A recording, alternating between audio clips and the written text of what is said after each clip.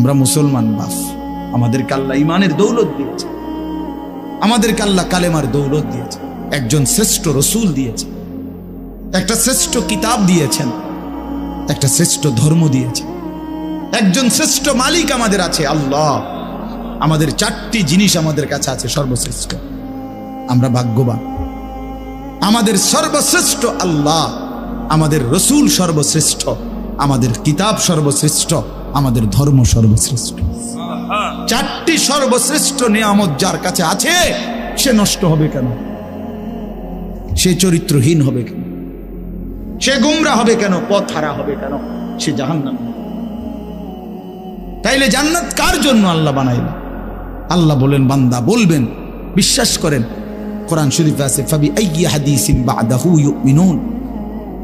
আল্লাহ জিজ্ঞেস করেছে, বান্দা 23টা বছরে আমি 30 পারা কোরআন, আমার সর্বশ্রেষ্ঠ কথাগুলো নাজিল করলাম, এরপরে এর চাইতে দামি আর কোন কথা বললে, এর চাইতে দামি আর কোন কিতাব নাজিল করলে তুমি বান্দা আমার কথা বিশ্বাস করতে? কি বলবেন ভাই? একটু ভাবেন। কষ্ট করছেন আপনারা, রাত্র হয়ে গেছে, আমি শেষ করে দিচ্ছি। একটু ইনসাফের সাথে বলেন।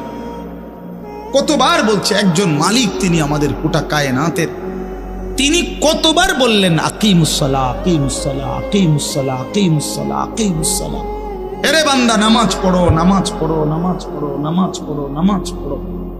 ইত্তাকুল্লাহ, ইত্তাকুল্লাহ, ইত্তাকুল্লাহ, ইত্তাকুল্লাহ। এতবার বললেন আল্লাহকে ভয় করো, গুনাহ ছাড়ো, গুনাহ ছাড়ো, গুনাহ ছাড়ো। ফাত্তাকুন নার ওয়াত্তাকুন নার, জাহান্নাম থেকে বাঁচো, জাহান্নাম থেকে বাঁচো। খোদার কসম বাপ, আল্লাহ হাসরের ময়দানে জিজ্ঞেস করবে আমাদেরকে, বান্দা আর কেমনে বললে, কতবার বললে, আর কোন কথা বললে তুমি আমার কথা মানতা? বলো না ভাই। নওজোয়ান ছেলে, তোমরা বলো ভাই, যারা 1 ওয়াক্ত নামাজ পড়ো না, কেন পড়ো না? কেন পড়ো না বাপ? বলো না ভাই। আল্লাহ আর কতবার বললে তুমি শুনতা? ওফ, আল্লাহ জিজ্ঞেস করে। তাফসীরের মধ্যে আছে, উলামায়ে কেরাম বলে রাসূলুল্লাহ সাল্লাল্লাহু আলাইহি সাল্লামও জিজ্ঞেস করে হাসরের যে, উম্মত জানো তুমি 23টা বছর একটানা দিবা নিশি আমি কাঁদছি, আমি কাঁদছি উম্মত 23 বছর। নবী সাল্লাল্লাহু আলাইহি সাল্লাম জিজ্ঞেস করবে আমাদেরকে, 23টি বছর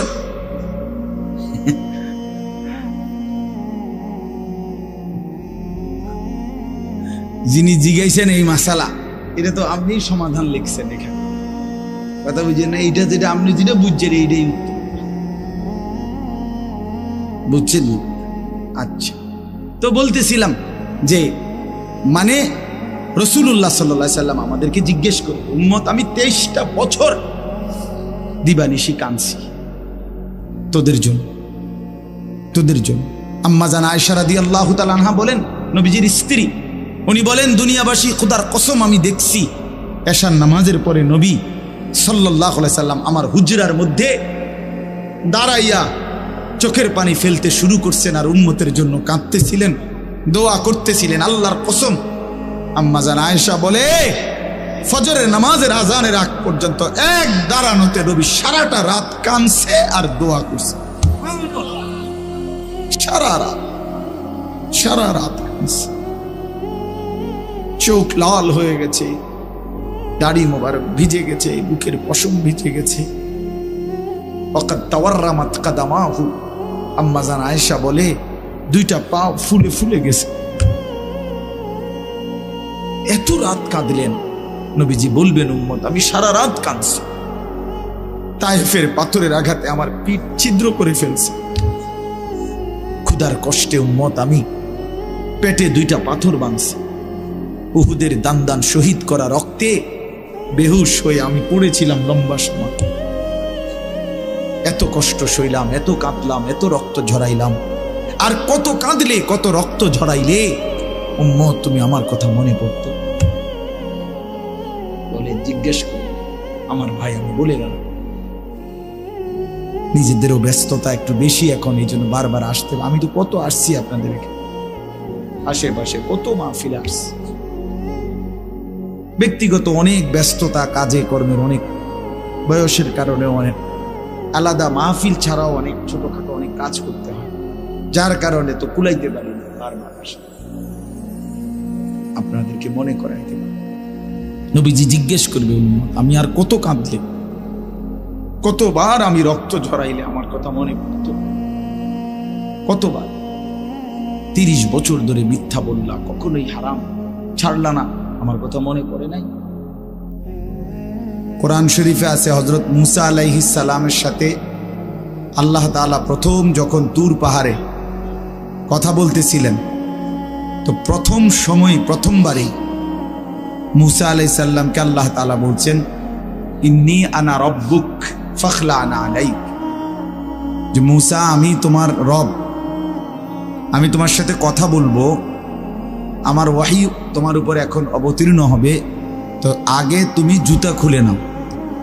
ফাখলা'না আলাইকা, তোমার জুতা খোলো। তো তাফসীরের মধ্যে লিখছে যে জুতা খুলতে বললেন কেন? আল্লাহর কথা শুনবার আদব এটা, নাই তো জুতা খোলার ওইখানে কোনো জরুরত ছিল না। এবং সবচেয়ে বড় কথা হলো তখন প্রচন্ড ঠান্ডা ছিল, প্রচন্ড শীত, এই পরিমাণ ঠান্ডা কুয়াশা ছিল যে মুসা আলাইহিস সালামের স্ত্রী সন্তান সম্ভবা ছিল, মানে গর্ভবতী, তো ওরা কাঁপতেছে শীতে। মুসা আলাইহিস সালাম রাস্তা হারায় ফেলছে, আবার শীতে ঠান্ডায় কাঁপতেছে। এই অবস্থায় মুসা আলাইহিস সালাম ওনার স্ত্রীকে বলছে যে পাহাড়ের এই উঁচু জায়গাটাতে মনে হয় যেন লাল আগুন জ্বলতেছে, মনে হয় সেখানে গেলে কিছু আগুন পাইতে পারি, আমি তোমার জন্য নিয়ে আসি, তুমি এখানে একটু দাঁড়াও, এতে আনলে তুমি আগুনের মধ্যে যদি একটু তাপ নাও তাইলে শীত কমে যাবে কিছুটা। এই যে না, আমরা গ্রাম অঞ্চলে ছোটবেলাতে আমরাও মনে আছে যে প্রচন্ড শীতের মধ্যে আমরা আগুন পোহাইতাম, আগুন জ্বালাইয়া। তো তাহলে বোঝা গেল প্রচন্ড শীত, কুয়াশা, বরফ। এরপরেও আল্লাহ তাআলা হযরত মুসা আলাইহিস সালামকে এই ঠান্ডা শীতের মধ্যে আগে বলছে, আগে কি করো, জুতা। অথচ তখন আরো মোজা ফিন্দানো আছে, ঠিক না? কিন্তু না, আগে বলছেন আগে জুতা। আনা আখতারতুকা, কোরআন শরীফে আছে যে আমি তোমাকে নির্বাচিত করেছি, বাছাই করেছি। ফাসতামি' লিমা ইউহা, তুমি আমার ওয়াহি মনোযোগ দিয়ে শোনো। তাহলে আগে জুতা খোলা। এই জন্য বললাম দাঁড়ায় থাকলে তো জুতা পরে থাকতে হয়, ঠিক না? তো এটা আল্লাহর কথা, আল্লাহর কথা শুনবার জন্য আদব জরুর, আদব জরুর। হাদিসের মধ্যে আছে প্রিয় নবী সাল্লাল্লাহু আলাইহি ওয়াসাল্লাম বলছেন যে আল্লাহ তাআলা আমাকে সর্বোত্তম ইলম শিখিয়েছেন, সাথে সাথে আল্লাহ তাআলা আমাকে সর্বোত্তম আদব শিখিয়েছেন। আল্লামানি রব্বি ফাআহসানা তালিম ওয়া আদ্দাবানি রব্বি ফাআহসানা তা'দীব। আল্লাহ তাআলা আমাকে ইলমও শিখাইছেন সর্বোত্তম, আদবও শিখিয়েছেন সর্বোত্তম। এই জন্য রাসূলুল্লাহ সাল্লাল্লাহু আলাইহি সাল্লামের একটা নড়াচড়া, একটা হাসি, একটা কান্না, একটা হাঁটা, একটা চলা, কোনো কিছু আজ পর্যন্ত 1450 বছরে আপনজন দুশ্মন, ইসলামের পক্ষে হোক বিপক্ষে হোক, কেউ যে এটা একটু দেখতে বেমানা, এটা একটু দেখতে সুন্দর না, এমন কোনো একটি বিন্দু নবীজির একটা নিঃশ্বাসও এমন প্রমাণ করতে পারেনি। বরং রাসূলুল্লাহ সাল্লাল্লাহু আলাইহি সাল্লামের প্রতিটা নড়াচড়া সবটাই সবচেয়ে সুন্দর। সুবহানাল্লাহ। তিনি হাসলেও সুন্দর, কাঁদলেও সুন্দর, তিনি হাঁটলেও সুন্দর, বসলেও সুন্দর, তিনি কথা বললেও সুন্দর, চুপ থাকলেও সুন্দর। কথা বললেও সাহাবীরা তাকায় থাকতেন, নবীজি চুপ থাকলেও সাহাবীরা তাকায় থাকতেন। অনেক সাহাবী এমন ছিল যে শুধু আল্লাহর নবী সাল্লাল্লাহু আলাইহি সাল্লামের চেহারা মোবারকের দিকে তাকায়ই থাকতেন, তা আবার কোনো কথাবার্তা নাই, তা আবার চলে যায়। নবীজি এরকম অনেককে জিজ্ঞাসাও করছেন যে আসো, বসো, তাকায় থাকো, আবার চলে যাও, কখনো তো কিছু বলো না। তো বলতেন যে ইয়া রাসূলুল্লাহ, যখনই কোনো দুঃখ, বেদনা, পেরেশানি, অস্থিরতা হয় মনে, জিন্দিগিটা যখন কোনো অশান্তি লাগে, অস্থিরতা লাগে। তা আপনার সামনে আসি, আপনার এই পবিত্র চেহারা মোবারকের দিকে কিছুক্ষণ তাকাই, তো জিন্দেগির সব দুঃখ পেরেশানি দূর হয়েছে। আপনার চেহারাই শান্ত, আপনার চেহারাই শান্ত। এজন্য বাপ আদব জরুরি। রাসূলুল্লাহ সাল্লাল্লাহু আলাইহি সাল্লামকে আল্লাহ তাআলা সর্বোত্তম আখলাক শিখিয়েছে। এজন্য নবী সাল্লাল্লাহু আলাইহি সাল্লাম যেভাবে ওযু করতেন, ইস্তিনজা করতেন, পেশাব পায়খানা, খাওয়া, ঘুম, সবকিছু মডেল, সবকিছু সুন্দর, সবকিছু সুন্নাত, এবং গোটা পৃথিবীতে সবার কাছে এটা পরীক্ষিত। আজকের এই দিন পর্যন্ত আল্লাহর নবী সাল্লাল্লাহু আলাইহি সাল্লামের কোনো নিয়ম নীতি, চলাফেরা একটাও কেউ এর চাইতে উত্তম কিছু পৃথিবীতে পেশ করতে পারে। এটা একদম সত্য কথা। এই জন্য দয়া করে আল্লাহর কথা মনোযোগ দিয়ে শুনতে হয়, আদবের সাথে শুনতে হয়, কম হোক। আমি সব সময় বলি, কত মুসলমান আমরা আল্লাহর কথা শুনি, কিন্তু শুধু কেবল একটু আন্তরিকতা, আগ্রহ, এর অভাবে পরিবর্তন হয় নাই। তো বিশ্বাস করেন, আপনাদের এলাকার ওলামায়ে কেরাম, মসজিদের ইমাম সাহেব, জুমার নামাজের বয়ান, সবকিছুই গুরুত্বপূর্ণ। সকল কথাই আলেমরা বলে, কিন্তু হয় আপনি জিমাইছেন, নয় আপনি জুরাইছেন, নয় আপনি মনোযোগ দেন নাই, অথবা আপনি বুঝতেই চেষ্টা করেন। ও মাইতো না চাই হুজুরা, কত কথাই সব হইনা কি আর চলন যাবে, এই কথা বলিয়া সবগুলোই ফেলাই দিছে। কথা বুঝছেন না? আও এত সব ধরলে কোনো অহংকার যুগে আর চলা যাইতো না। এই কথা বলে কিছুই ধরে না, কোনোটাই মানে নাই, পুরা জিন্দিগিটাই খেয়াল খুশির মতো চলছে। ও আরেকজনের থেকে দেখছে, পথে ঘাটে, টেলিভিশনে, অথবা নিজের মনে যেটা মন চাইছে তাই করছে। আল্লাহ তাআলা কোরআনুল কারীমের মধ্যে বলছে, যে মানুষ তার মন মতো চলে, আল্লাহর কসম, কোরআনে আল্লাহ বলছে ওই মানুষ না, জানো, সরাসরি কোরআনের আয়াত। আল্লাহ তাআলা বলছে যে তার ইচ্ছা মতো চলে, আল্লাহর বিধান, রসুলের বিধান, কোনো কিছুতে তোয়াক্কা করে না। আমার মনে যা চায়, চুল এমন কেন, আমার মন চাইছে, এভাবে হাঁটো কেন, আমার মন চাইছে, এটা কি ধরনের জামা পরলাম, আমার মন চাইছে, তুমি এভাবে দাঁড়াইয়া পেশাব করো কেন, আমার মন চাইছে, তুমি এখানে দাঁড়ায় আসো কেন, আমার মন চাইছে, তুমি এখন সারাক্ষণ ঘুমায় রেখছো সকালবেলা, আমার মন চাইছে। এই যে একটা মানুষই আমার মনে যা চায় তাই করলাম। বিশ্বাস করেন ভাই, নওজোয়ান ছেলে, তোমরাও বোঝো ভাই, এই জীবন জানোয়ারের জীবন, খোদার কসম, এটা জানোয়ারের জীবন, এটা মানুষের বাচ্চা না, এই জন্তু জানোয়ার, হাইওয়ান, এই গরু ছাগলের জিন্দেগি। এই জন্য কোরআন শরীফ আল্লাহ বলছে, আর আইতা মান ইত্তাখাযা ইলাহ, যে তার নিজের মনের চাহিদাকেই নিজের খোদা বানিয়েছে।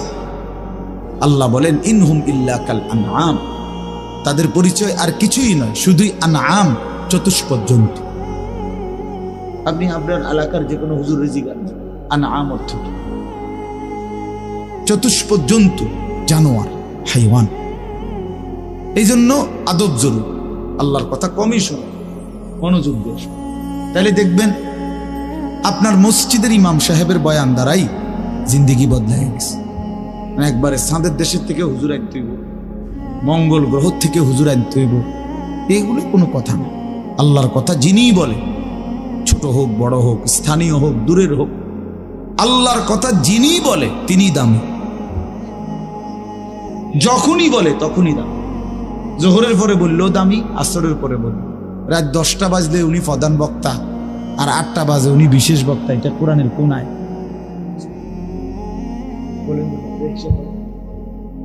কথা বুঝছেন না?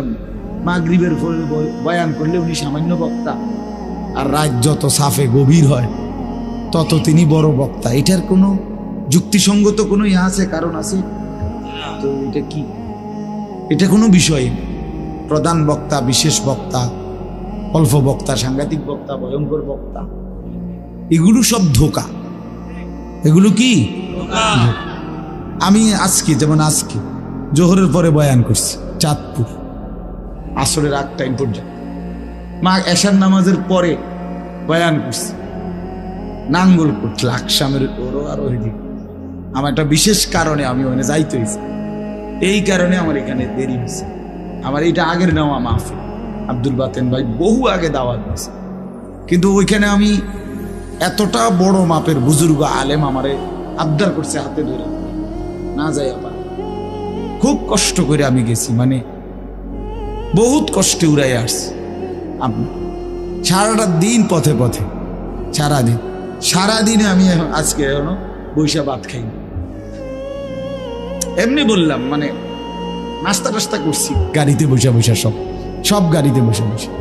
তো এই যে বললাম বিষয়টা অর্থ হইল, তাহলে এখন আমি আসরের আগে যে বয়ান করলাম তখন আমি কি বল, বুঝেন নি? এসার পর যে বয়ান করলাম তোর হিসেবে আমি কি বল, কখন আমি কি বল, এটি বুঝি কথা। এই সময় আমি অল্প গুদ্দুর বক্তা, অনসাংঘাতিক বক্তা, এইটা কোনো কথা না। আল্লাহর কথা যখনই বলা, আল্লাহর কথা বলতে থাকে, ফজরের পরে, জোহরের পরে, কখনো 10 মিনিট, কখনো 1 ঘন্টা, যতক্ষণ বলা যায় বললেই লাভ, খুললেই লাভ, জবান খুললেই লাভ, আল্লাহকে ডাকলেই লাভ, আল্লাহকে ডাকলেই লাভ। সুবহানাল্লাহ একবার বললেও নাকি, 1000 বার বললেও নাকি, একবার বললে একবারের নাকি, 1000 বার বললে 1000-এর নাকি। কথা বুঝছেন না? এই জন্য বাপ আমার, ভাই আমার, বন্ধু আমার, এটা বোঝা উচিত। আমি প্রতিদিন বয়ানের শুরুতে 10-20 মিনিট সময় এই কথাটা বুঝাইতে চেষ্টা করি যে আপনারা সকল আলেমদের কথাকে কদর করুন। জনপ্রিয়তা এটা একটা ধোঁকা, অর্থাৎ এটা আল্লাহ তাআলার একটা ইচ্ছা। হয়তো কখনো আল্লাহ তাআলা আপনার কাউকে একটু বেশি মানুষের সামনে বলায়, কখনো কাউকে কম মানুষের সামনে বলায়। এটা কোনো অপমান, বেইজ্জতি, ইজ্জতের কিচ্ছু নেই। 1 লাখ মানুষ মনে করেন আজকে আমার বয়ানে এখন বসলো, 1 লক্ষ মানুষ আমারে স্লোগান দিয়া কোম্পানিগঞ্জ স্টেশনে দিয়ে আসলো, সম্মান দেখাইলো সবাই, আপনি বুঝলেন আর কি আমি খুব জনপ্রিয়। তো আল্লাহ তাআলা বললেন আনিস আমি নিলাম না। হ্যাঁ, তারপরে বুঝেন নাই আমার কথা? আল্লাহ তাআলা বলল আমি নিলাম না, আমি তোমার এই গ্রহণ করলাম না। তখন তো কুত্তার সমান মর্যাদা হবে, তখন তো জন্তু জানোয়ারের সমান মর্যাদা। আল্লাহ যদি কাউকে প্রত্যাখ্যান করে, সারা পৃথিবী শিক্ষার লিখি। আল্লাহ গ্রহণ করা এটা সবচেয়ে বড় কথা। আপনারা জানেন, অবাক হবেন, ছেলেরা ভাই মোবাইলগুলো নামায় দাও, এমনি শোনো ভাই, ভালো হবে, আমার কথাটা শোনো, ভালো হবে। হাতে ধরা যেই মোবাইলগুলো সব নামায় ফেলো, এমনি শোনো, এমনি। যখন আমরা সামনে নাই তখন মোবাইল থেকে শুনি। এখন তো আলহামদুলিল্লাহ আমরা উপস্থিত আছি এখানে, ঠিক না? মেহেরবানি করে আন্তরিকতা নিয়ে চেহারার দিকে তাকাইয়া শুনলে ভালো। এই সারাক্ষণ মোবাইল নিয়ে ব্যস্ত থাকলে এটা এক ধরনের রোগ আসে, বাস্তব। আপনি ডাক্তারকে জিজ্ঞাসা করেন, মোবাইলের এই আসক্তি, নেশা, সারাক্ষণ এটা ছাড়া চলতে না পারা, এটা এক ধরনের রোগ, মানসিক। সত্যি কথা বল, এটা একটা মানসিক। আমি নিজে, আমার একজন আত্মীয়, নামাও না ভাই, নামাও, আমার একজন আত্মীয়, তার এই ব্রেনে সমস্যা হয়েছে। আমি তারে কুমিল্লা একটা বড় মানসিক হাসপাতাল, ওখানে ভর্তি করেছিলাম। আমি নিজে দেখতে গেছি যখন তারে, তখন ওখানে একজন ভদ্রলোক, উচ্চ শিক্ষিত, সরকারি উচ্চ পদস্থ কর্মকর্তা, তো উনি ওখানে বসা, আমারে দেখে জড়ায় ধরছে, কানছে। তো ওনার স্ত্রী বিবির জন্য দোয়া চাইছিল যে হুজুর আমার ওয়াইফ এই হসপিটালে ভর্তি, সেও আপনার মাস্টার্স করা মেয়ে, মহিলায়, মানে বেটার বউ। তাই বললাম, স্যার আপনার স্ত্রী এখানে ভর্তি, বুঝলাম না বিষয় কেন? দিন রাত অত্যধিক মোবাইল চালানোর কারণে এখন তার ব্রেনের সমস্যা, এখন এই জন্য হসপিটালে, মানসিক হাসপাতালে ভর্তি করাইতেছে। একের আল্লাহর কসমে, কোরআন সামনে ওই দেখেন, ওই অপদার্থ, কি পরিমাণ অপদার্থ, মানে এই জিন্দিগি একটা ফালতু জিন্দিগি আর কি। যে হুজুর আমনে না, আরো বলেন আমি বেশরমের কোনো শরম নেই। হ্যাঁ, মানে এইটাই হলো মানুষ। অর্থাৎ কোথায় আমি কিচ্ছুর কোনো হিসাবের দরকার, আমার যা মন চায় তা। এবারে কে বলছে এত কথা আমার দরকার, আমনের মতো হুজুর নামে হুজুরের আব্বা কো, আমার মোবাইল আমি টিপব। বহুত বড় অসভ্য মানসিকতা এটা, অসভ্য মানসিকতা। দিন দিন ছেলে পেলে জিন্দেগির কোনো সৌন্দর্য নেই ভাইয়া। একটা সৌন্দর্য থাকতে হয়, নিজের একটা সৌন্দর্য আছে, আত্মমর্যাদা আছে, চলাফেরা, কথাবার্তা, চাল চলনের মধ্যে একটা রুচি থাকে।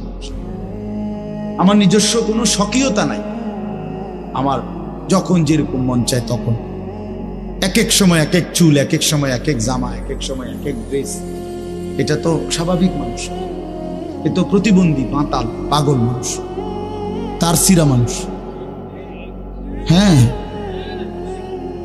এজন্য বাপ আমি অনুরোধ করলাম, আমি শক্তভাবে বলার অর্থ এটাই, অনেক মানুষ এটা মানসিকভাবে ক্ষতিকর, ব্রেনের উপরে চাপ, প্রয়োজনকে প্রয়োজনের মধ্যেই রাখা। বড় মোবাইল বিভিন্ন কাজে অনেক সময় বিশেষ জরুরত আছে, অফিসিয়াল কাজে, ব্যাংকিং কাজে, অনলাইনের বিভিন্ন কাজ আছে যেটা বড় মোবাইল ছাড়া চলেই না, ঠিক আছে না? প্রবাসী অনেক মানুষ আছে, তাদেরও অনেক কাজকর্ম এটা দিয়েই সারতে হয়, ঠিক আছে? প্রয়োজনের মধ্যেই থাকুক, জরুরত তো জরুরতের মধ্যে, কিন্তু এটা বুঝি 24 ঘন্টা এটা জীবনের অংশ বানায় ফেলা, সারাদিন সারা রাত, এটা পাগলামি ছাড়া মাতলামি ছাড়া, এটা শেষ পর্যন্ত একদিন, আল্লাহর কসম আমি বললাম, ছিল একদিন তোমার জীবনটা একটা শূন্য মরুভূমি বানায়া তোমারে ছেড়ে দেবে। বাস্তবতা এটা ভাই, জোরে বললো না, জোরে স্বাভাবিকভাবেই শোনো। ঠিক বলতে গিয়ে যদি আবার রসিকতা করো তো গুনাহ হবে। একজনে দুষ্টামি করে জোরে বললা ঠিক, আরেকজনে হাসি দিলা, তো মস্কারি করল। আল্লাহর কথার সামনে কি করতে নাই? টিটকারি করতে নাই। আল্লাহর কথা তুচ্ছ তাচ্ছিল্য করা, ঈমান চলে যাওয়া, বিপদ। আমি এত কিছু বললাম, খামখেয়ালির কোনো দরকার নেই। এত জোরে এত মজা করে ঠিক বলার কিছু নেই, শুনতে থাকো ভাই, আলাদা আলাদা শোনো। এজন্য আমি বললাম প্রত্যেকটা মানুষ, কোরআনুল কারীমের মধ্যে আছে, আল্লাহ তাআলা বলেন, ওয়ালা তাকুনু কাল্লাযীনা নাসুল্লাহ ফাআনসাহুম আনফুসাহুম। আল্লাহ বলে, বান্দা তুমি আমারে এই পরিমাণ ভুলে যেও না, দীর্ঘদিন বেশি আমারে ভুলে গেলে একদিন আমি তোমাকে তোমার থেকে ভুলিয়ে দেব। একদিন তুমি টোটালি ভুলে যাবা তুমি মানুষের বাচ্চা, একদিন তুমি পুরা ভুলে যাবা তুমি মুসলমান। তোমার একটা বাবা আছে, মা আছে, তোমার একজন আল্লাহ আছে, তোমার একজন রসুল আছে, তোমার একটা মৃত্যু আছে, তোমার একটা কবর আছে, তোমার একটা আখেরাত আছে, তোমার একটা পরকাল আছে, তোমার একদিন বিচারের মুখোমুখি হইতে হবে। এই কথাটা যদি টোটাল ভুলে যাও, সেটা অনেক বড় অধপত, অনেক বড় মুসিবত। যে গন্তব্য জানে না, মঞ্জিল চিনে না, তার জন্য এটা অনেক বড় বিপদ। কোনো বাসে যদি কেউ উঠে কন্ট্রাক্টর জিজ্ঞাসা করে কই নামবেন, সে যদি বলে আমার জানা নাই, আপনার তোমার মতো মন মতো একটা নামাই দিও, তো সে তো পাগল বলবে। পাগল বলবে না? নিশ্চিত বলবে তো এটা পাগল লোক, মাতা। এই জন্য দোস্ত আমার, আমরা কোথায় যাব এটা যদি আমাদের জানাই না থাকে, তো আমি তো সুস্থ না, আমি তো পাগল। কোরআনুল কারীম আল্লাহ তাআলা বারবার বলছে, বান্দা তুমি মনে রাখো কিন্তু আমার কাছে তোমাকে ফিরে আসে।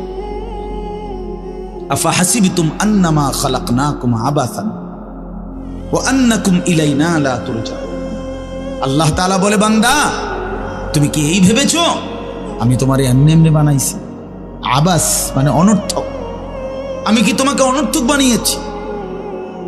কোনো উদ্দেশ্য নাই, কোনো উদ্দেশ্য নাই আমার, এমনি এমনি ছেড়ে দিলাম। ওয়া আন্নাকুম ইলাইনা লা তুরজাউন।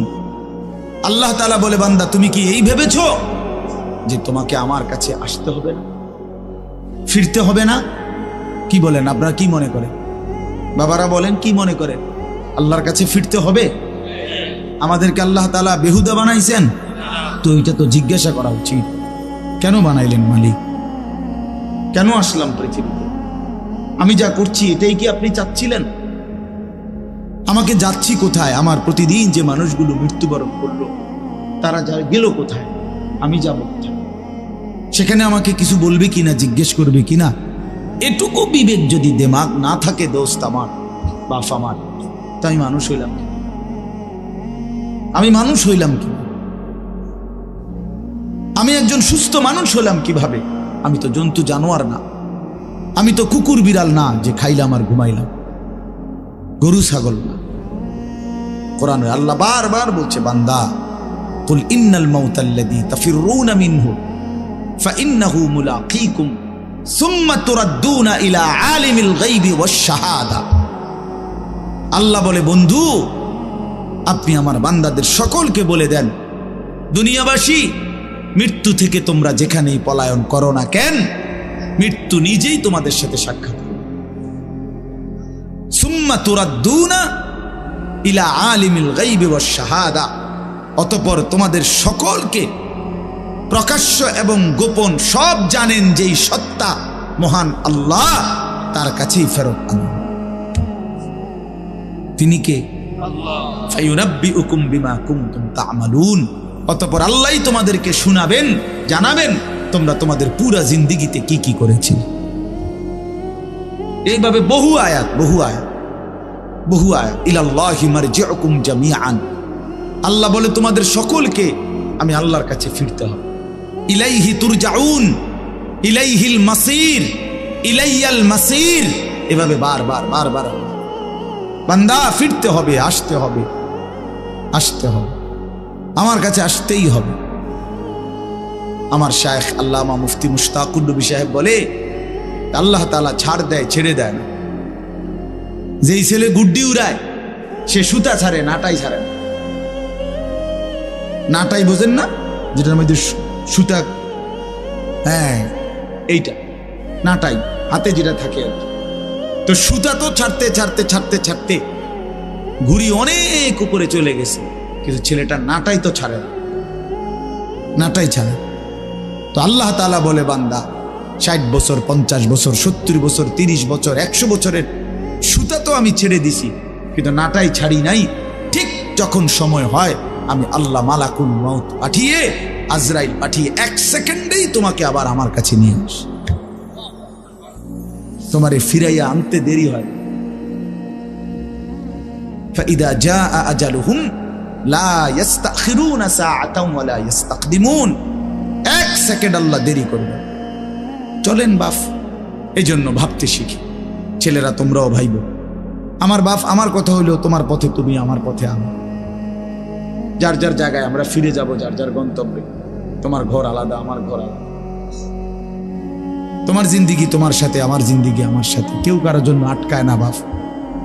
দুনিয়া কেউ কারোর জন্য আটকায়ও না, আর দুনিয়া কারোর জন্য থাইমাও থাকে। বহুত স্বার্থপর এই দুনিয়া, বহুত স্বার্থপর। আজকে তো অনেক বন্ধু দেখা যায়, কিন্তু অ্যাক্সিডেন্ট করলে সাথে অন্যরাও পাও ভাঙ্গে না। আমার যেদিন পাও ভাঙছিল 2021 সালে, এই যে এখন রমজান আমার জিগাইছে যে হুজুর আপনার পাওটা মনে হয় এখনো সোজা হয়নি। আমি হ্যাঁ, আজও সোজা হয়নি। সেই 2021 সালে আমার পাও ভাঙছে। আজকে 4 বছর পরেও কাছের থেকে দেখলে বোঝা যায় আমার পাও একটু বাঁকাই। তো আমার তো অনেক ঘনিষ্ঠ বন্ধু আছে, কিন্তু সেদিন তো আমার পাও ভাঙলো যেদিন, সেদিন তো আমার সাথে আর কারো পাও ভাঙে। এবং আমি যেই মোটর সাইকেলে ছিলাম, ওই মোটর সাইকেলে আমি আমার বন্ধুর মোটর সাইকেল, আমি পিছনে বসছি। আমি মোটর সাইকেল চালাই নাই, পারিও না চালাই। তো পিছনে বসা ছিলাম, সে সামনে। ভ্যান গাড়ি আইসা আমার পায়ে বাড়ি দিছে, অথচ আমার ঠিক বরাবর তার পাও। সেও তো মোটর সাইকেল চালাইতেছে, তো তার পায়ে একটা সুতাও লাগবে, কিচ্ছু লাগে। দুনিয়ায় আমরা একাই, স্বার্থপর এই দুনিয়া। সামনের সিএনজি অ্যাক্সিডেন্ট করলে রক্তে ভাইসা গেছে মানুষের লাশ, পিছনের গাড়ি থামে না, সাইডে দিয়ে জায়গা বাফ, কেউ থামে না। একটু জ্যাম বাজলে কারো আর সহ্য হয় না, চিৎকার শুরু করে, জ্যাম ক্লিয়ার করো। পুলিশ কই, এই বেটা কি? আরে ভাই মানুষ মারা গেছে। আরে মানুষ মরলে মরছে বেটা, রাস্তা ক্লিয়ার করো। এরই নাম দুনিয়া, এর নাম দুনিয়া। তোমার এই অসৎ বন্ধুগুলোরে ডাক দিয়ে বলো না একবার যে দোস্ত, আমার যদি পাওটা ভাঙ্গা যায়, আমার কাছে যদি টাকা না থাকে, আমি যদি আর কোনোদিন তোদের সাথে আড্ডা দিতে না পারি, তো তোরা আমার সাথে আসবি কিনা? কেউ আসবে, কেউ আসবে। তুমি বুঝো না ভাইয়া, তুমি জানো না এই অসৎ বন্ধু তোমারে নষ্ট করে দিচ্ছে। সারা দিনে যে বন্ধু, দিনের পর দিন তার সাথে আমি চললাম, অথচ একটা বার এক ওয়াক্ত নামাজ পড়ার কথা বলে না। এ তো বন্ধু না, এ তো জানোয়ার, এ তো শয়তান। এটা বন্ধু কিসে? এটা বন্ধু কিসে? এই জন্য আমরা প্রত্যেকেই এটা ভাবা উচিত, আমরা একাই। দুনিয়া তো একা, কবরও একা। দুনিয়া তো এক, আমার অসুস্থ হইলে, পেটে ব্যথা হইলে আর কারো পেটে ব্যথা হয়, আমার বিবিরও না, আমার বাচ্চারও না, তা আমি একা না? আমার সুখে আমি একাই, আমার দুঃখে আমি একাই, আমার বিপদে আমি একাই, আমার মুসিবতে আমি একাই, আমার কবরে আমি একাই, আমার হাসরের ময়দানে আমার একাই দাঁড়াই। এই জন্য আমরা যদি নিজেকে ভুলে যাই, ভুল হবে। এটা আল্লাহ তাআলা আমাদেরকে আকল দিয়েছেন, দিমাগ দিয়েছেন, বুঝ দিয়েছেন, বিবেচনা দিয়েছেন, বোধ শক্তি দিয়েছেন, আলো অন্ধকার, রোদ বৃষ্টি, আগুন পানি, ভালো মন্দ, রাত দিন বুঝার তৌফিক দিয়েছেন, সব কিছু দিয়েছেন। আমি এটা আপনাকে এখন শোনাচ্ছি। এখানে আমি 5টা আয়াত পড়ছি, এই ছোট্ট অল্প একটু সময়ে এই আয়াতগুলোর তর্জমা শুনি, তাইলে আমার কথা শেষ। শুরুতে আমি এটা বলে নিলাম, আল্লাহর কথা মনোযোগ দিয়ে শুনবেন। আপনাদের এলাকার ওলামায়ে কেরামের বয়ানও, এই জুমার বয়ানও আন্তরিকতা নিয়ে শুনবেন, বলেন ইনশাআল্লাহ। অনেক চাচা, বয়স্ক, মুরব্বী, অনেকের মানসিকতা হলো এই জুমার বয়ান হয় মসজিদে, উনি বসে বসে ঝুলায়,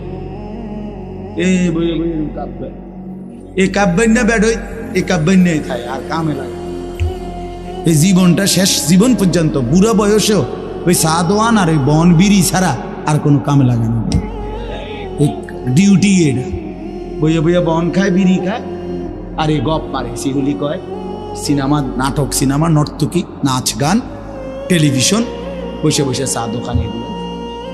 কারণ আমল করবে কিন্তু জানেই না কিছু, জানেই তো না কিছু, শিখেই তো নাই কিছু, শিখেই তো না কিছু। আমলের মধ্যে কোনো ভুল আছে কিনা এটাও তো সংশোধন করে না। 100 দানার তসবি পড়ে ফেলছে 1 মিনিটে, এটা কি তসবি পড়লো? একজন আলেম জিজ্ঞাসা করেন, পৃথিবীর কোন আউলিয়া বুজুর্গকে জিজ্ঞাসা করেন যে এটা তসবি কিনা?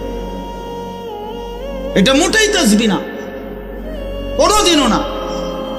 ইসলামে রাসূলুল্লাহ সাল্লাল্লাহু আলাইহি ওয়াসাল্লাম জীবনে কোনোদিন বলে নাই যে উম্মত তসবি যত তাড়াতাড়ি শেষ করতে পারবা তত নেকি, নামাজ যত তাড়াতাড়ি শেষ করতে পারবা তত নেকি, তারাবি যত তাড়াতাড়ি শেষ করতে পারবা তত নেকি। আল্লাহর কোরআন, রাসূলের হাদিস, কোন আউলিয়া, কোন পীর মাশায়েখ, কোন উলামা, কোন পীর বুজুর্গ, কোন ফকি, মুফতি, মুহাদ্দিস, ইমাম, আলেম কেউ কোনোদিন বলে নাই। আর আপনি এটা কি নামাজ পড়েন? 4 রাকাত সুন্নত পড়তে আপনি 1.5 মিনিটে ওড়ে নামে মস্কারি করে, আর কি আল্লাহর সাথে মস্কারি করে। একটা ফরনারি সূরা, কেরাত, দোয়া, কালাম, আত্তাহিয়াতু, তাশাহুদ, দোয়ায়ে কুনুত সব ভুল।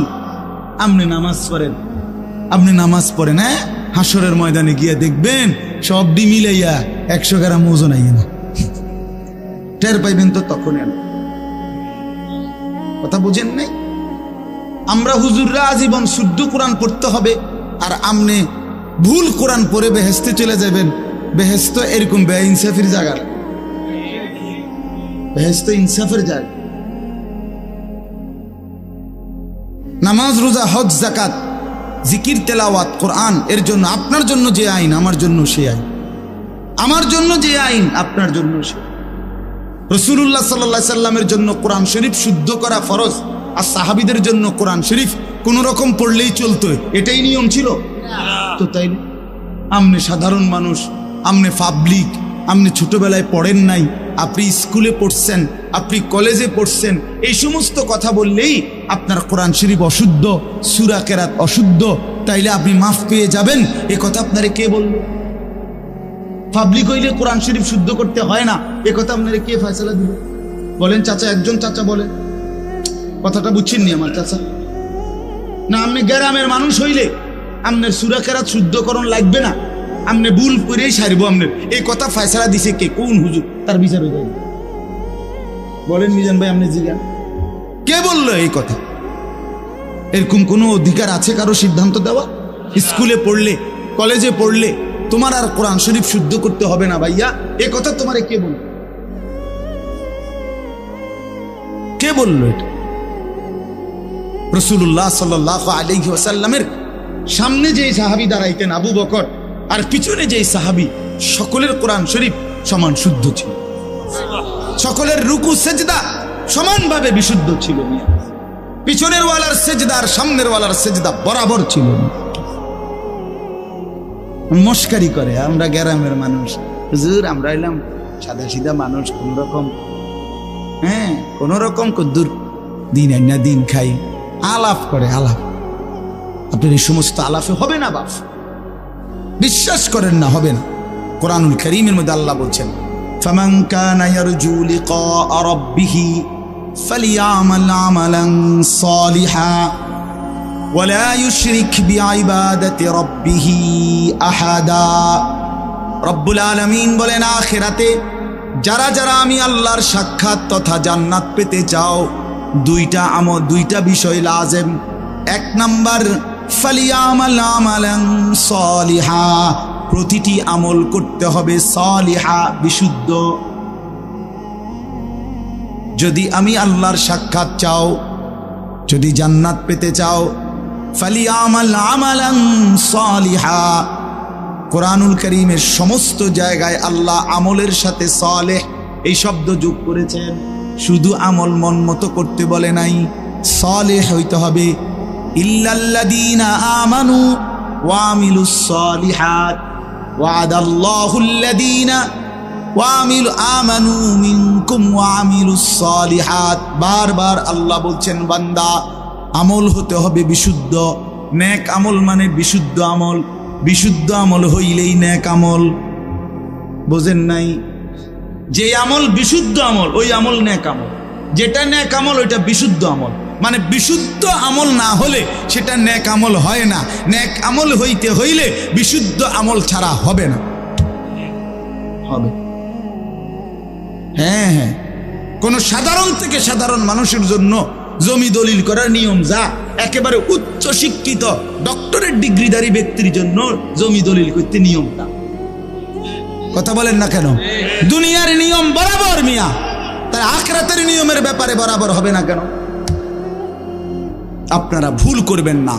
আমি অনুরোধ করলাম, রাত গভীরে বললাম আপনাদেরকে, বয়স্ক চাচারা বাবারা, হায়াতের যেটুকু বাকি আছে এটুকু সময় কাজে লাগান, এটুকু সময় কাজে লাগান। 60 বছর আল্লাহর দেওয়া নিয়ামত।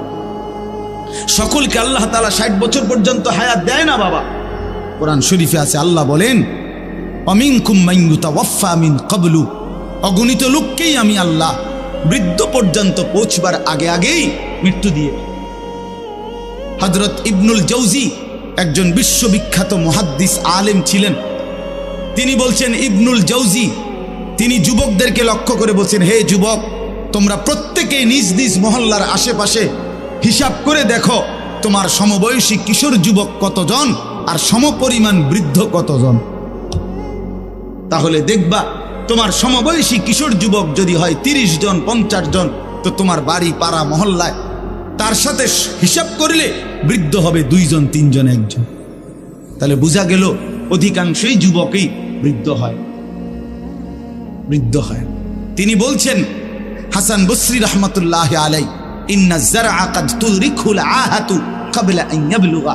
তিনি বলছেন, হে যুবক, তুমি লক্ষ্য রেখো, একটি গাছের মধ্যে ফল ধরবার আগে যেই ফুল ধরে যতগুলো, সবগুলো ফুল ফলে পরিণত হয় না। যতগুলো ফল বের হইছে সবগুলো পাকা পর্যন্ত যায় না, তার আগেই ঝরে পড়ে অগণিত। একটি আম গাছে যতগুলো মুকুল ফুল ধরে, ফুল বের হয়, সবগুলো বড় বড় আম হয়? বলেন না বাপ? ঝরে যায় অগণিত ফুল। এরপরে যেগুলো আম হয় ছোট ছোট, তো সবগুলো ছোট্ট আম বড় হইয়া পাকা পর্যন্ত পূর্ণ হয় না, ঝরেই যায় বেশি, থাকে কয়টা? অল্প। এজন্য মানুষের হায়াতে বৃদ্ধে পৌঁছবার আগে আগেই ঝরে যায় বেশি, কবরে চলে যায় বেশি। এটাই সত্য, এটাই বাস্তবতা। প্রত্যেক বাড়িতে বাড়িতে আছে মানুষ বলে যে এই চাচা, এই দাদা আমগো বাড়ির মধ্যে হুজুর আর এই শেষ মুরব্বী। ঠিকই না বলেন না? চাচাই আর বাচ্চা রয়েছে, দোয়া করেন, যেটার জন্য দোয়া করেন, এরকম বলে না? আমাদের কাছে তো বলে। তো বাড়িতে তখন অনেক লোক আছে, ছেলে পেলে, কিন্তু বয়স্ক লোক আছে কয়জন? একজন, দুইজন, একজন। এই জন্য যুবক অনেক নওজোয়ান বসছো ভাইয়া, আমি অনুরোধ করলাম, দোস্ত আমার, বন্ধু আমার, নিজেরে নষ্ট করে দিও না বাপ, নিজেরে নষ্ট করে দিও না। দেখো ডানে বামে তুমি নষ্ট হয়ে গেলে, পচে গেলে, কেউ নাই, কেউ নাই, কেউ নাই। কোনো চরিত্রহীনকে কেউ ভালোবাসে না, কোনো দুশ্চরিত্র, কোনো মদখোর, নেশাখোর, গাঁজাখোর, বাবাখোর, ইয়াবাখোর, ডাইলখোর, পুট্টাখোর, এই হারামেরে কেউ পছন্দ, কোনো সুদখোর, কোনো ঘুষখোর, কোনো কিস্তিওয়ালা, এরে কেউ পছন্দ করে না। কোনো হারামখোরকে কেউ পছন্দ করে। সামনে ভয়ের কারণে, ক্ষমতার কারণে, বাহাদুরির কারণে হয়তো কখনো কখনো সামনে যদিও কিছুটা ভদ্রতার দেখায়, কিন্তু পিছনে অভিশাপ। তোর উর্ফে খোদার গজব পরক, এমনে বলে, তোর উর্ফে আল্লাহর লানত পরক, তুই মানুষের সম্পদ কুক্ষিগত করস, এই কথা বল। তো তুমি এটা কি টাকা কামাইলি, কি বাড়ি করলি বেটা, টাইলস লাগাইলি, মানুষ তোরে অভিশাপ দেয় বেটা। এর চাইতে এই জিন্দেগির চাইতে মরে যাওয়া ভালো বেটা, মরে যাওয়া ভালো হারামখোর বেটা। এই জন্য বাপ, কোন নাফরমানকে কেউ পছন্দ করে না, কোন জালেমকে কেউ সম্মান করে না, মহব্বত করে না। আল্লাহ তাআলা আল্লাহর নজর থেকে, বিশ্বাস করেন যে আল্লাহর নজর থেকে সরে যায় প্রত্যেক পাপী, নাফরমান পাপী আল্লাহর দৃষ্টি থেকে, আল্লাহর রহমের দৃষ্টি থেকে সরে যায়। আর আল্লাহর নজর থেকে সরে যায় যে, আল্লাহর কসম গোটা মাখলুক তাকে নিন্দাই করে, মালউন হয়, সমস্ত সৃষ্টির কাছে সে অভিশপ্ত। আল্লাহর রহমের নজর যার উপরে পড়ে তারে গোটা সৃষ্টি ভালোবাসে। ইন্নাল্লাযীনা আমানু ওয়া আমিলুস সালিহাত সায়াজআলু লাহুমুর রাহমানু ওয়ুদ্দা। আল্লাহ বলে, নিশ্চয়ই যারা ঈমানওয়ালা হলো এবং সমস্ত নেক আমল বিশুদ্ধভাবে করলো, আমি আল্লাহ আমার গোটা সৃষ্টি জগতের মধ্যে তার জন্য আমি নিজে ভালোবাসা দিয়ে দেব। ভালোবাসা, ভালোবাসা জোর করে আদায় করতে হয়। মহব্বত আল্লাহর পক্ষ থেকে, মহব্বত আপনাদের সাথে আমাদের ভালোবাসা আল্লাহর পক্ষ থেকে, ঠিক কিনা বলেন না? আল্লাহর পক্ষ থেকে, আল্লাহর পক্ষ, আল্লাহর পক্ষ থেকে। আপনাদের কারোর সাথে আমাদের কারো কোনো লেনদেন নেই, আমার কোনো লেনদেন নাই আপনাদের সাথে, আর্থিক কোনো লেনদেন নাই। এখানে একজন লোকের সাথে আছে কোনো লেনদেন, কিন্তু মহব্বত আছে, ঠিক কিনা বলেন? আছে না মহব্বত? এই ভালোবাসা আল্লাহর জন্য, এই ভালোবাসা আসমানওয়ালার পক্ষ থেকে, আসমানওয়ালার পক্ষ থেকে। আল্লাহ আমাদেরকে উত্তমভাবে বুঝবার তৌফিক দান করুন। চলেন এই আয়াতগুলোর তর্জমা শুনি, তাইলে এই কথা শেষ। এই সূরাটার নাম হলো সূরা দাহার। দাহার কোরআনুল কারীমের 29 নম্বর পারা, 76 নম্বর সূরা কোরআনুল কারীমের। এই সূরার মধ্যে মোট 30টা আয়াত, আমি মাত্র 5টা আয়াত পড়ছি। অল্প একটু সময়ে 5টা আয়াতের সংক্ষিপ্ত তর্জমা শুনি ইনশাআল্লাহ, তাইলে আমাদের কথা শেষ হবে। আগে একটা কথা শুধু আমরা বুঝি, একসাথে আমি মুখে বলে নেই, তাহলে তর্জমা করলে সহজ হয়ে যাবে ইনশাআল্লাহ। সূরাটার নাম হলো সূরা দাহার। দাহার মানে হলো যুগ।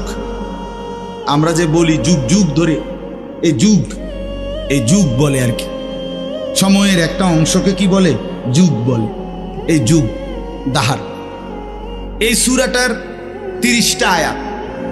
এই সূরাটার একটা বৈশিষ্ট্য হলো, কোরআনুল কারীমের এই সূরাটার মধ্যে, পুরা কোরআনের মধ্যেই আল্লাহ তাআলা জান্নাতের অনেক বর্ণনা দিয়েছেন। একটু আগে আমি এসে শুনতেছিলাম মৌলানা আব্দুল হক ভাই শেষ যে অংশ কথা বলতেছেন, জান্নাতের কথাই বলতেছিল, জান্নাতের তেলাওয়াতের কথা বলতেছিলেন, ঠিক না? হ্যাঁ, হযরত দাউদ আলাইহিস সালামের কণ্ঠে তেলাওয়াত। আচ্ছা, কি মজাটা হবে, কি মজাটা! আল্লাহু আকবার, আল্লাহ। 70,000 বছর এক টানা হযরত দাউদ আলাইহিস সালাম তেলাওয়াত।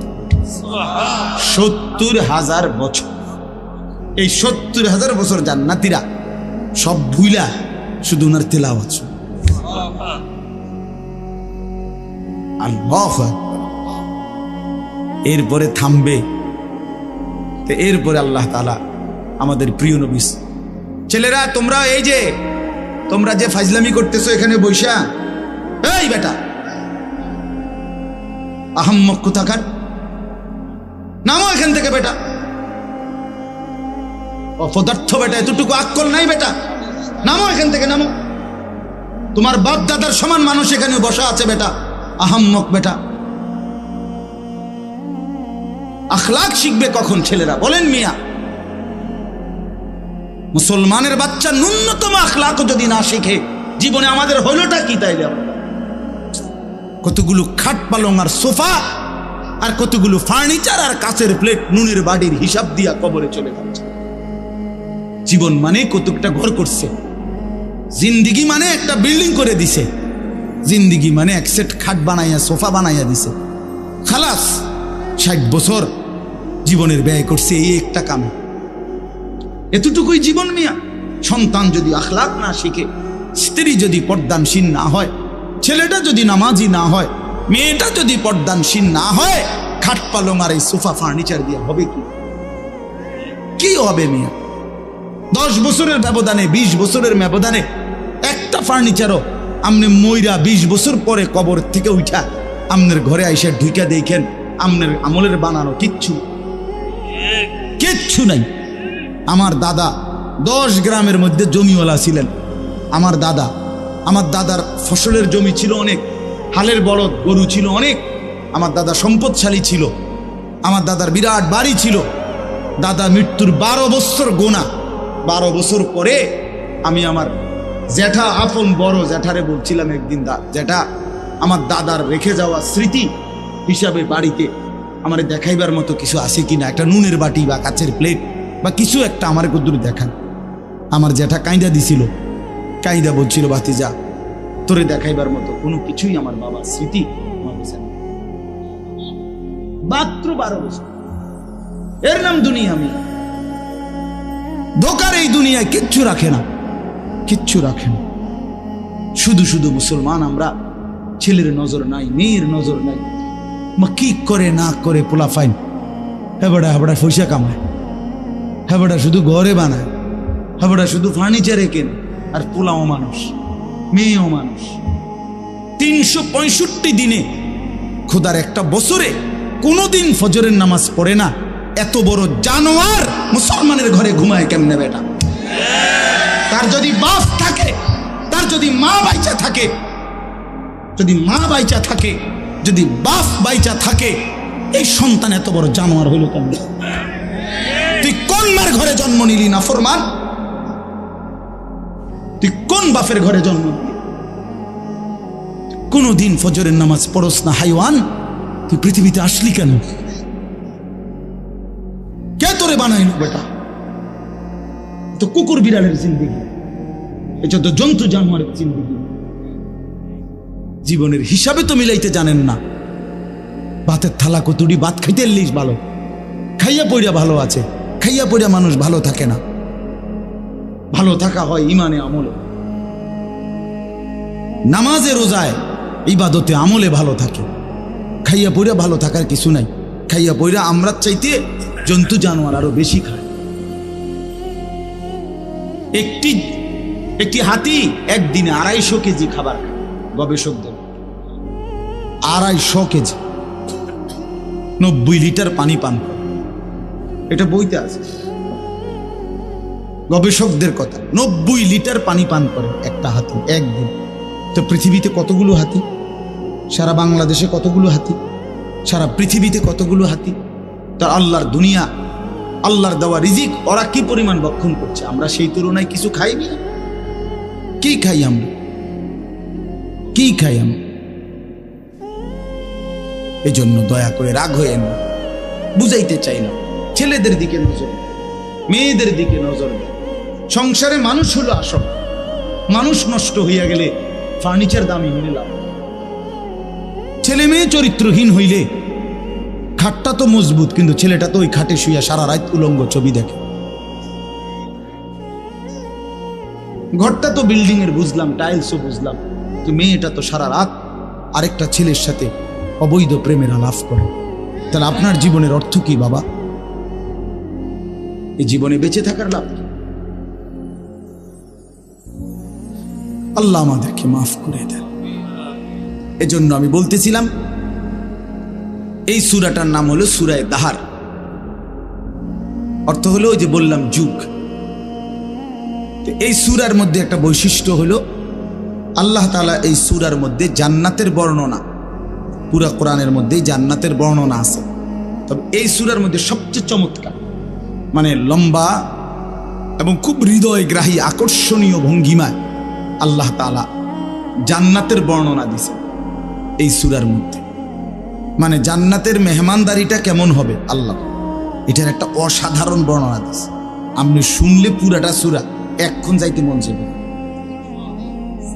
এক্ষণ যদি আপনার লগে গাড়ি যায়, যদি ফতে জান্নাত পাই নাই মেলাম, এতটা শুন। সুবহানাল্লাহ, সুবহান। তো জান্নাতের বর্ণনা আল্লাহ তাআলা এই সূরার মধ্যে অত্যন্ত আকর্ষণীয় ভঙ্গিমায় পেশ করেছেন। তো রাসূলুল্লাহ সাল্লাল্লাহু আলাইহি ওয়াসাল্লামের উপরে যেদিন এই সূরাটা নাজিল হয়, মানে যেদিন এই সূরা নাজিল হচ্ছিল, তখন নবীজির সামনে কয়েকজন সাহাবী বসা ছিলেন। এর মধ্যে একজন সাহাবী ছিলেন সামনে বসা, উনি একদম কালো চেহারা, হাবশী, কালো মানুষ, রাসূলুল্লাহ সাল্লাল্লাহু আলাইহি ওয়াসাল্লামের সাহাবী। তো এই টাইমে সাহাবীদের সামনে, নবীজির সামনে বসা, কথাবার্তা বলতেছেন। ঠিক এই টাইমে হযরত জিবরাইল আলাইহিস সালাম নবীজির কাছে আসলেন। তো নবীজি সাল্লাল্লাহু আলাইহি সাল্লামের কাছে জিবরাইল যখন আসতেন কোরআন নিয়া, মানে ওহী নিয়া, তখন আল্লাহর নবী সাল্লাল্লাহু আলাইহি ওয়াসাল্লামের চেহারা মোবারক বদলে যেত, চেহারার রঙই পাল্টায় যেত। তো সাহাবায়ে কেরাম চেহারার দিকে তাকাইলেই বুঝতেন জিবরাইল আসছে। কে আসছে? এমনিতে আমাদের প্রিয় নবী সাল্লাল্লাহু আলাইহি সাল্লাম তিনি গোটা কায়নাতের সবচেয়ে সুন্দর, সবচেয়ে সুন্দর। মুহাদ্দিসিনে কেরাম বলে, কিতাবের মধ্যে আছে, আল্লাহ তাআলা অর্ধেক সৌন্দর্য, এই সৃষ্টি জগতের অর্ধেক সৌন্দর্য আল্লাহ তাআলা ইউসুফ আলাইহিস সালামকে দান করেছেন, আর বাকি অর্ধেক সারা সৃষ্টিকে দিয়েছেন। বুঝেন নাই? এই বাকি অর্ধেক সৌন্দর্য দিয়া গাছ এত সুন্দর, ফুল এত সুন্দর, ফল এত সুন্দর, মাছ এত সুন্দর, পাখি এত সুন্দর, হাজারো নারী এত সুন্দর, আসমান এত সুন্দর, জমিন এত সুন্দর, এগুলো হলো অর্ধেক। আর ইউসুফ আলাইহিস সালাম একাই অর্ধেক। সাহেব এটা কি সুন্দর আছে, বেডিরে যে দৌড় দিছে না পাগল হইয়া, এইটাই তো বহুত কথা। তো ইউসুফ আলাইহিস সালাম অর্ধেক সৌন্দর্য আল্লাহ দিয়েছেন, আর বাকি সৃষ্টি জগৎকে আল্লাহ তাআলা অর্ধেক সৌন্দর্য দিয়েছেন, এটা নবীজি বলছেন সাল্লাল্লাহু আলাইহি ওয়াসাল্লাম। তো মুহাদ্দিসিনে কেরাম ব্যাখ্যা করছে যে নবীজি তো দুই ভাগ করে দিলেন, অর্ধেক বললেন ইউসুফকে দিছে আল্লাহ, অর্ধেক সৃষ্টি জগৎকে। তো তিনি নিজে বুঝেন নাই, মানে উনি নিজের ব্যাপারে তো কিছু বললেন না, ওনার সৌন্দর্যটা। তো মুহাদ্দিসিনে কেরাম বলেন, এর দ্বারা এটাই প্রমাণ করলেন, বিনয়ের কারণে, তাওয়াজুর কারণে নিজেরটা তো বলেন নাই, বুঝাইতে চাইলেন উম্মত আল্লাহ তাআলা অর্ধেক ইউসুফকে দিয়েছেন, অর্ধেক গোটা সৃষ্টিকে দিয়েছেন, একা বন্ধু মুহাম্মদকে পুরাটাই দিয়েছেন, পুরাটাই। হুসনে ইউসুফ দমে ঈসা ইয়াদে বাইদাদারি আঁচে খুবা হামাদারান তু তনহাদার। আল্লামা ইকবাল বলে, হে নবী মুহাম্মদ সাল্লাল্লাহু আলাইহি সাল্লাম, ১৬ লক্ষ আম্বিয়ার যত গুণ, সৌন্দর্য, বৈশিষ্ট্য একটা একটা করে যদি তালাশ করি আপনার মাঝে, আপনি একাই সব। তু তনহাদারি, আপনি একাই, তানহা মানে একা, আপনি একাই সব। সব রং, সব ঢং, সব সৌন্দর্য, সব গুণ, সব সিফাত আপনার মধ্যে, আপনার কি পরিমাণ সুন্দর ছিলেন নবীজি, সুবহানাল্লাহ, কি পরিমাণ সুন্দর ছিলেন। হযরত আয়েশা রাদিয়াল্লাহু তাআলা আনহা একদিন বলছিলেন, দুনিয়াবাসী শুনছি ইউসুফ আলাইহিস সালামের সৌন্দর্য দেখে মহিলারা নাকি হাত কাইটা ফেলছে। আমার স্বামীর সৌন্দর্য যদি এক নজর দেখতো বেটিরা কলিজা কাইটা ফেলত।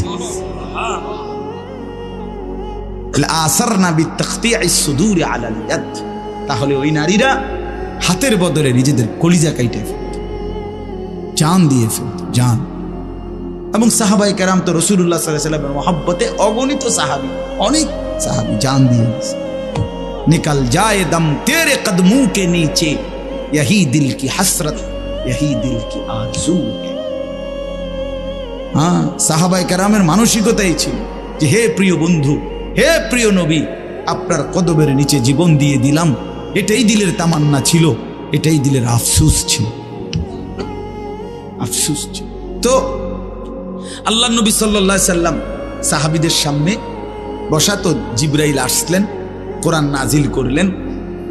নবীজি সাল্লাল্লাহু আলাইহি সাল্লাম জিবরাইল যখন চলে গেলেন, তো আল্লাহ নবী সাল্লাল্লাহু আলাইহি ওয়াসাল্লাম এবার এই উপস্থিত সাহাবীদের কাছে এই সময় জিবরাইল এই সূরাটাই নাজিল করছেন। ৭৬ নম্বর সূরা, ২৯ নম্বর পারা, সূরা দাহার। কি নাম? এই সূরাটা মাত্র ৩০টা আয়াত, ছোট সূরা।